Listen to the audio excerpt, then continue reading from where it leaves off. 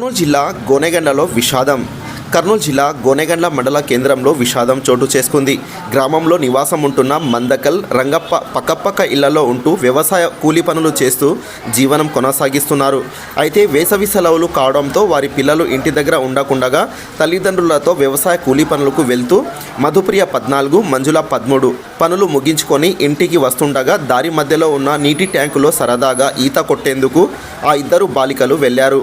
ఆ నీటి ట్యాంకు లోతు ఎక్కువ ఉండడంతో ఈత రాక నీళ్లలో ఊపిరాడక ఇబ్బంది పడ్డారు. దీంతో అక్కడ ఉన్న కొంతమంది రైతులు గమనించి వెంటనే గోనెగండ్ల ప్రభుత్వ ఆసుపత్రికి తరలించారు. అక్కడ వైద్యులు పరీక్షించి ఇద్దరు బాలికలు మృతి చెందినట్టు ధృవీకరించారు. ఒకే రోజు ఇద్దరు బాలికలు మృతి చెందడంతో కుటుంబాలతో పాటు గ్రామంలో విషాద ఛాయలు అలుముకున్నాయి.